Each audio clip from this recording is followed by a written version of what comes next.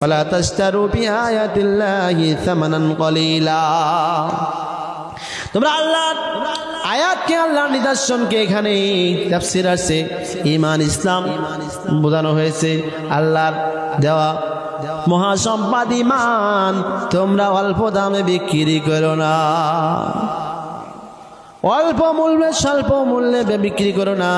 অনেকে এই আয়াতের ব্যাখ্যা দিয়ে আল্লাহর আয়াত বিক্রি হচ্ছে নাকি, এরা তো তাফসীর জানে না, যে কারণে তারা বলে আল্লাহর কোরআন বিক্রি করে খাচ্ছে, কোরআন বিক্রি করে খাচ্ছে। অনেকে এই কথাটা বলে, কিন্তু কোরআন কেউ বিক্রি করতে পারবে? আহারে, অনেকে বলে কোরআন বিক্রি করতেছে। কোরআন বিক্রি করবেন কিভাবে? কোরআন তো আপনার না, আপনি কোরআন কিভাবে বেচবেন? কেউই বেচতে পারবে না। কোরআন বিক্রি করার ক্ষমতা কারণ নাই। কোরআন কার? আল কোরআনু কিতাবুল্লাহ, কোরআন হলো আল্লাহ তাআলার কিতাব। আল্লাহর কিতাব কেউই বিক্রি করতে পারবে না।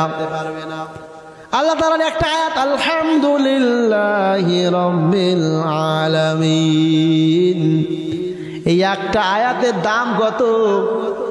কত দাম দেবেন আপনি? কেউ পারবে দাম দিতে? কেউই পারবে না। এই আয়াতের দাম কত? দাম যদি আপনি সারা দুনিয়ার দিয়ে দেন, অথবা সারা দুনিয়ার মতো হাজার হাজার লক্ষ কোটি দুনিয়া দেন, তবু এই আয়াতের সাথে তুলনাও করা যাবে না। বলি আল্লাহু আকবার। হাজার হাজার কোটি দুনিয়া দিলেও এই আয়াতের সাথে তুলনা করা যাবে না। আয়াতের দাম কত? কারণ আয়াতটা কার আয়াত? আল্লাহর আয়াত। আল্লাহ তাআলার সাথে কারো তুলনা চলে না, আল্লাহর আয়াতের সাথেও কারো তুলনা চলবে না, চলে না। আল্লাহু আকবার।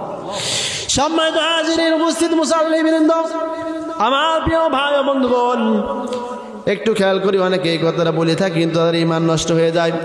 অনেকে বলে যে কোরআন বিক্রি করে খাচ্ছে, কিন্তু কোরআন কেউ বিক্রি করতে পারবে না, কারণ সেই অধিকার নেই। কারণ কোরআন হচ্ছে আল্লাহর কোরআন।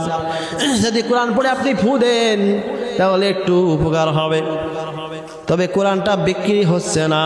কোরআনের ফজিলত পাইতেছি, কোরআনে কারীমের বরকত পাচ্ছি। বলি আলহামদুলিল্লাহ।